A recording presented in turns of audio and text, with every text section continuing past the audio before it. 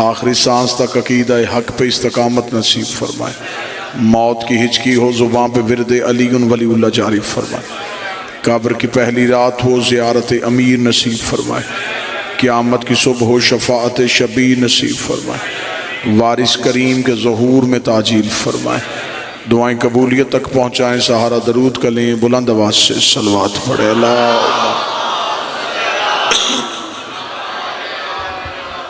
اجازت ہے ذکر شروع کیا جا سکے۔ اللہ کا کام ہے دین بنانا، نبی کا کام ہے دین پہنچانا، اور امام کا کام ہے دین بچانا۔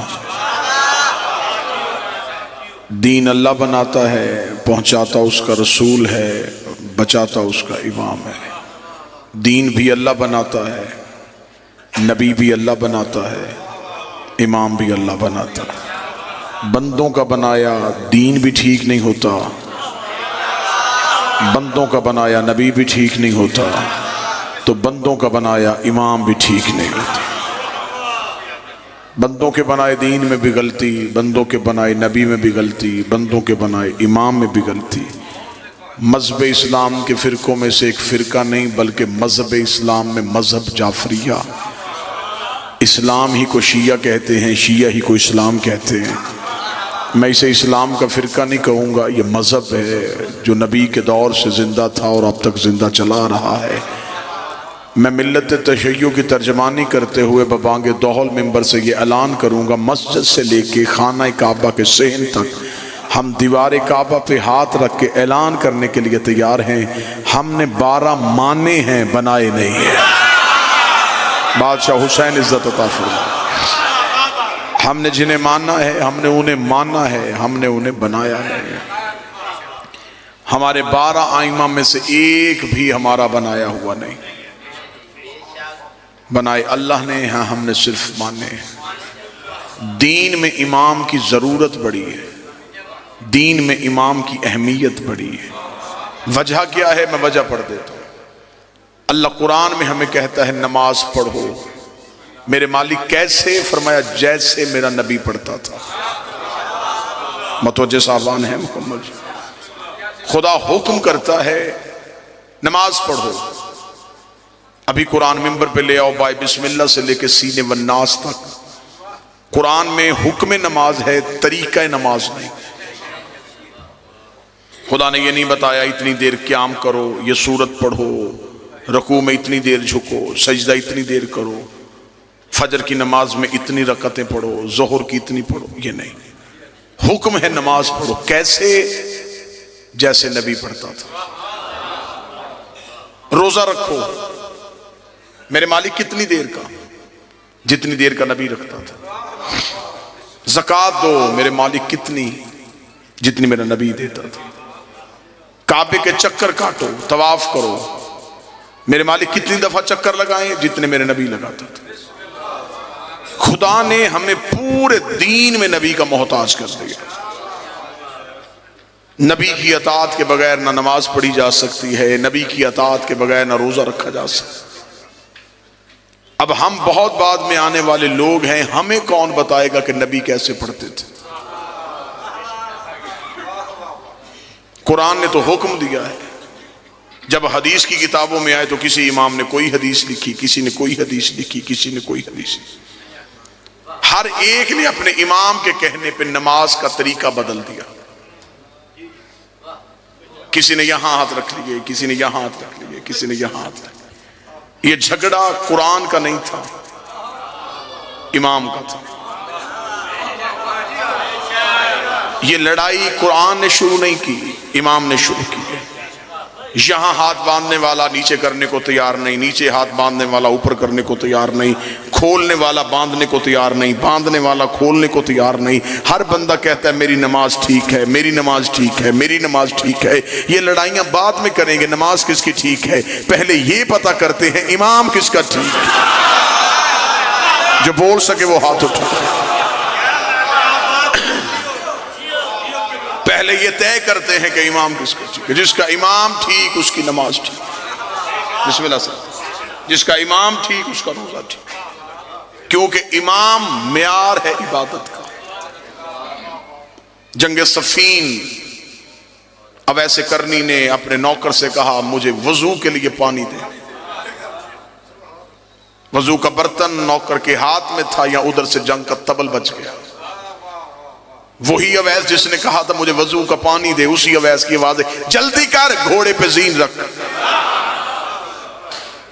اسے کہا حضور کدھر؟ فرمایا جنگ کے لیے. سرکار مسلح بھی جا کے آیا ہوں. فرمایا شرم نہیں آ رہی؟ نماز تو جنگ کے لیے جا رہے ہیں. اسے خبر تھی میں امام کو چھوڑ کے عبادت کروں گا تو اللہ عبادت کو قبول ہی نہیں کرے.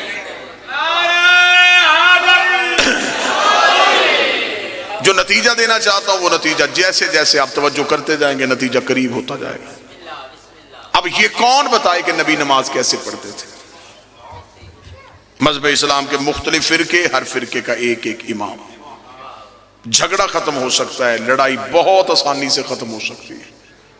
جس نے جو امام لے کے آنا ہے ہم ماننے کے لیے تیار ہیں، لیکن کوئی اپنا امام نام سامنے رکھ کے بتائے کہ کیا اس کے امام نے نبی کو نماز پڑھتے دیکھا ہے؟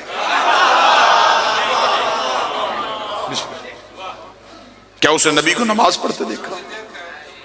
لیکن جب ہم نے ان آئمہ کی ہسٹری پڑھی تو کوئی 70 سال بعد آیا، کوئی 80 سال بعد آیا، کوئی 95 سال بعد آیا، ایک سب سے آخر میں جو ہے وہ 125 سال بعد آیا. انہیں کیسے پتا تھا کہ نبی کیسے پڑھتے تھے؟ اب اس کا مطلب ہے مذہب اسلام کے جتنے فرقے ہیں انہوں نے جن اماموں سے پوچھا ان اماموں نے مصطفیٰ کو دیکھا نہیں، انہوں نے مصطفیٰ سے مذہب کو سنا اور سن کے آگے بتایا. اب ہم سے پوچھو کہ ہم شیعہ ہاتھ کھول کے نماز پڑھتے ہیں، ہم شیعہ روزے کا وقت ایسا کیوں رکھتے ہیں؟ ہم سے پوچھو کہ ہم نے دین کہاں سے لیا ہے؟ عزت قرآن کی قسم ہے ہم نے کسی سے سن کے نہیں لیا. رسول سجدے میں ہوتے تھے، یہ پشت پہ ہوتے تھے. رسول بازار میں ہوتے تھے، یہ کاندھوں پہ ہوتے. اہل بیت وہ ہیں جنہوں نے نبی کو تنہا نہیں چھوڑا. صحابی دین مکمل دے نہیں سکتا کیونکہ صحابی گھر کے اندر نہیں جا سکتا. نبی کی بیویوں سے دین پوچھ نہیں سکتے اس لیے کہ وہ گھر سے باہر نہیں آ رہے. پیچھے ایک ہی اہل بیت بچتے ہیں، نبی گھر میں تو یہ گھر میں، نبی بازار میں تو یہ بازار. پہلا نتیجہ آسان ہو گیا، دوسرا اس سے بھی آسان ہو جائے گا اگر توجہ یوں ہی رہی. دوسری چیز ہے جس سے دین پوچھا جائے اس کا معصوم ہونا ضروری ہے. دین ہمیشہ معصوم بتاتا ہے. معصوم کے علاوہ دین پوچھیں گے تو دین میں غلطی ہو جائے گی، غلطی ہو جائے گی تو دین غلط ہو جائے گا. جب دین غلط ہو جائے گا تو پھر نماز، روزہ، زکوٰۃ، عبادات ساری کی ساری غلط ہو جائے گی. بسم اللہ. اب دین کس سے پوچھنا ہے؟ معصوم سے. عزت صحابہ کے بل پاس کرواؤ، ناموس صحابہ کے نام پہ لوگوں کی گردنیں کاٹو یا گھر چلاؤ. کوئی مولوی میری آنکھوں میں آنکھیں ڈال کے بتائے صحابہ کی عزت ہے، اطاعت نہیں ہے. عزت ہے، اطاعت نہیں. اطاعت کیوں نہیں؟ اطاعت ہے معصوم کی. صحابی معصوم نہیں. دین ہمیں لینا ہے معصوم سے. ہمیں جانا پڑے گا معصوم کے دروازے پہ، کیونکہ غیر معصوم کی بات میں غلطی ہو سکتی ہے، معصوم کی بات میں غلطی نہیں ہو سکتی. میں تقریر کروں، تقریر کرنے کے بعد کہوں کہ میرا مجمع جو میں نے تقریر کی ہے مجھے سنائے، تو میری تقریر میں اور آپ کی بتائی ہوئی بات میں فرق آ جائے گا. آپ مجلس سن کے باہر جائیں گے، آپ پورے چکوال میں پھیل جائیں. لوگ پوچھے کدھر تھے؟ پدراڑ تھے. کیوں؟ مجلس تھی. کس نے پڑھا؟ ایک خطیب آیا تھا. کیا پڑھا؟ میری تقریر آپ نے اپنے انداز میں سنائی. تقریر ایک تھی، باہر نکل کے 500 حصوں میں تقسیم ہو. قصور میرا نہیں، جتنے راوی بدلتے گئے. تو بیٹھا ہے تو نتیجہ تو قریب ہے.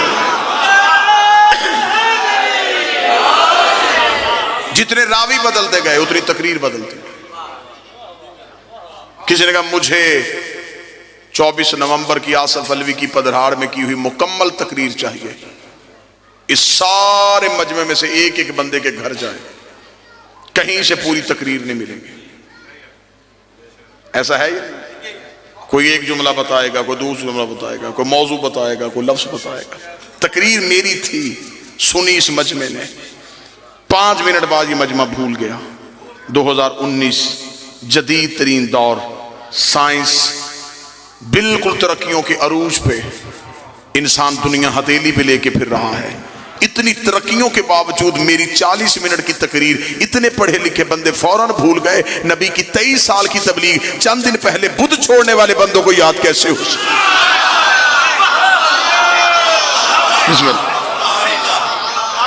آپ میری بتائی ہوئی تقریر میں فرق ڈال سکتے ہیں، تو کیا انہوں نے نبی کی بات میں فرق نہیں ڈالا؟ آپ میری تقریر میں فرق ڈالیں گے تو کوئی مسئلہ نہیں بنے گا، لیکن جب انہوں نے نبی کی بات میں فرق ڈالا تو اس فرق نے فرقہ بنا دیا۔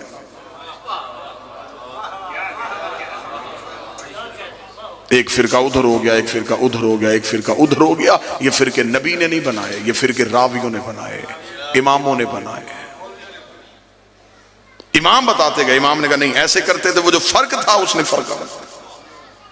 اتحاد امت کی کوششیں ہو رہی ہیں، ہر ایک چاہتا ہے کہ مسلمان ایک ہو جائے، کوئی ایسا مسلمان نہیں جو یہ نہ چاہتا کہ مسلمان ایک۔ جب اتحاد امت کی بات کرتے تو ہر مسلمان ایک کہتا ہے اللہ ہمارا ایک ہے، نبی ہمارا ایک ہے، قرآن ہمارا ایک ہے، امت ایک کیوں نہیں؟ یہ سوالیہ نشان وہ مجمع میں چھوڑ کے چلا جاتا ہے، جواب نہیں دیتا۔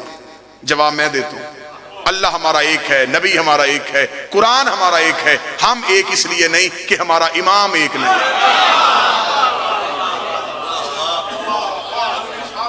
امت ایک ہو جائے گی جس دن امام ایک ہو جائے گا، اور ہمیں انتظار ہے کہ جب امام آئے گا پھر ہر ایک کو اسی کے قدموں میں آنا پڑے گا، اور اس دن دین بالکل صحیح ہو جائے گا جب امام ایک ہو جائے گا۔ جھگڑا امت کا نہیں ہے، جھگڑا اماموں کا ہے۔ بات سمجھ آ رہی ہے نا سر؟ اب میری 40 منٹ کی تقریر بندے بھول سکتے ہیں، لیکن جو مجلس میں ویڈیو کیمرہ لگا ہے یہ نہیں بھولے گا۔ آپ کے پاس حافظہ ہے، اس کے پاس صلاحیت ہے۔ حافظہ، انسانی حافظے کی ایک علت ہے کہ انسانی حافظہ مخصوص چیزوں کو محفوظ کرتا ہے۔ آپ ابھی میری بات سن رہے ہیں، وہ لفظ محفوظ ہوا، اگلا لفظ آیا اس نے اس لفظ کو آگے کر دیا، اس سے اگلا لفظ آیا اس نے اسے آگے کر دیا۔ یہ انسانی حافظے کی کیفیت ہے۔ مخصوص چیز تھوڑے دیر کے لیے انسان کے دماغ میں سٹور رہ سکتی ہے، ورنہ نہیں رہے گی۔ حافظے میں صلاحیت نہیں تھی، کیمرے میں صلاحیت تھی۔ یہ میری بات کو محفوظ کر رہا ہے، محفوظ کر کے اس نے رکھ لیا۔ 25 سال کے بعد بھی اسے آن کرو، میں ایسے ہی بولنا شروع کر دوں گا جیسے اب بول رہا ہوں۔ نہ لہجہ بدلا، نہ تقریر بدلی، نہ لفظ بدلے، نہ روانی بدلی۔ پدھراڑ میں اگر لفظ کی قدر ہے تو میں یہیں پہ نتیجہ دینے لگا ہوں۔ ہم شیعہ مطمئن اس لیے ہیں، نبوت بول رہی تھی، امامت محفوظ کر رہی تھی، نبوت بول رہی تھی، امامت محفوظ کر رہی تھی۔ 25 سال کے بعد علی نے مدینے کی مسجد میں آ کے نماز پڑھائی تو اندھے صحابی نے چیخ مار کے کہا آج محمد والی نماز یاد ہے۔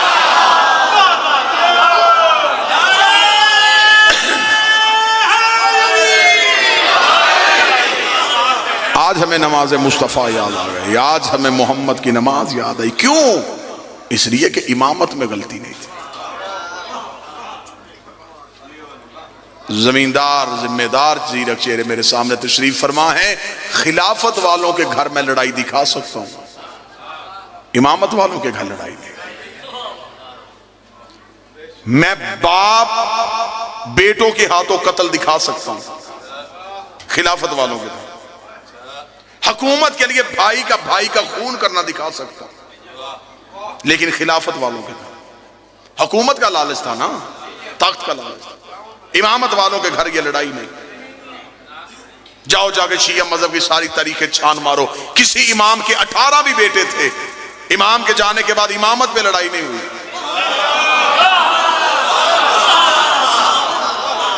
کہ اس امام کے گھر میں امام کے بیٹوں نے تلواریں نکال لی ہو کہ نہیں میں امام بنوں گا، دوسرے کا میں امام بنوں گا، تیسرے کا میں امام بنوں گا۔ امامت والوں کے گھر لڑائی کیوں نہیں ہوئی؟ اس لیے کہ انہیں پتا تھا امام ہم نے نہیں بنانا، امام اللہ نے بنانا ہے۔ تو پھر فیصلہ امت کیوں نہیں کرتی؟ جب امام کے بیٹے امام نہیں بنا سکتے تو غلام کے بیٹے امام کیسے بنا سکتے؟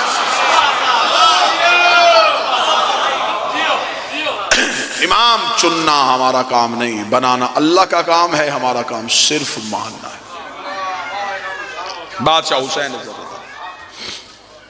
ہم نے نبی کے بعد یہ نہیں دیکھا کہ تخت کس کے پاس ہے، ہم نے یہ نہیں دیکھا تاج کس کے پاس ہے، ہم نے یہ دیکھا ممبر پہ کون ہے۔